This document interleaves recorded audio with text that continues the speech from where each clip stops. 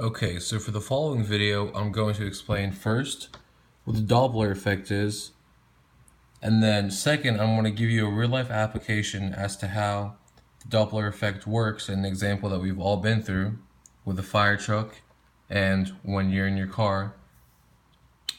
Third, I'm going to draw the fire truck for you, and we're going to play out a few different scenarios. That way we can picture how the waves change as the fire truck moves and as the observer moves and as they both move.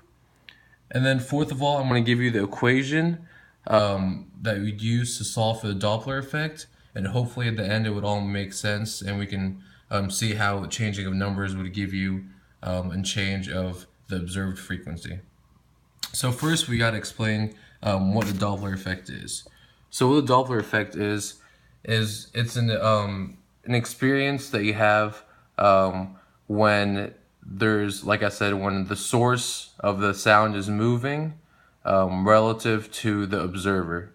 So the observed frequency is either going to be higher or lower, just depending on if the observer is moving towards you, the observer. Or I'm sorry, if the source wave is moving towards the observer or away from the observer.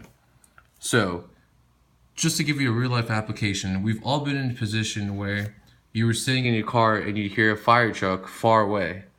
And as the fire truck moves towards you, you can hear that not only does it get louder, the siren of the fire truck, but at the same time, the pitch also gets higher.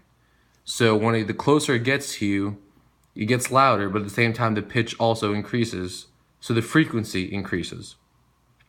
And as the fire truck starts to move away from you, as it starts to pass you, not only does it get quieter, but at the same time, the pitch decreases or gets lower.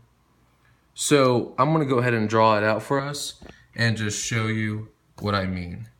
So here's a fire truck. And here is the observer. And say the fire truck is standing still and so is the observer. The waves are going to go from the fire truck to the observer.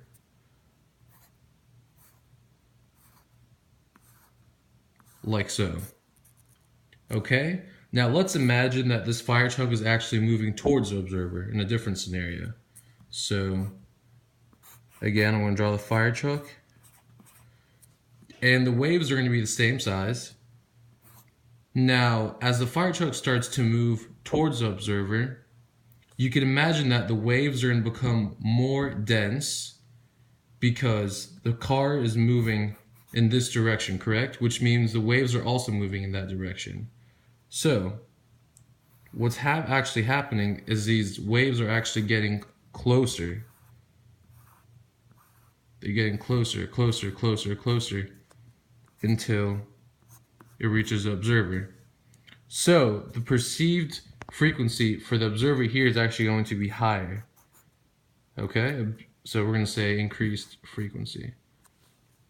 And so that means it's also going to be a higher pitch. And in the third scenario, let's say it's actually moving away. So now it's moving in this direction. So it's still giving off the same waves just like in this first scenario. But instead now there's going to be a bigger space in between these waves. So like this, the waves got closer to each other because it was moving towards the observer, so the waves would get smaller. Or I'm sorry, the waves would get closer to each other, become more compact. For this, since it's moving in the opposite direction, then the waves are actually going to be getting further away.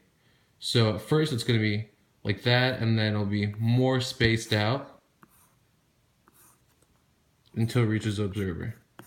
So the frequency is actually going to be decreased. All right? And there's actually a equation for this, and it makes sense once I explain it to you. So it's going to be the frequency observed equals the frequency source plus the speed of the air. I'm sorry, times the speed of the air, which is the velocity of the air, plus the velocity of the source and that's all going to be over v minus the velocity of your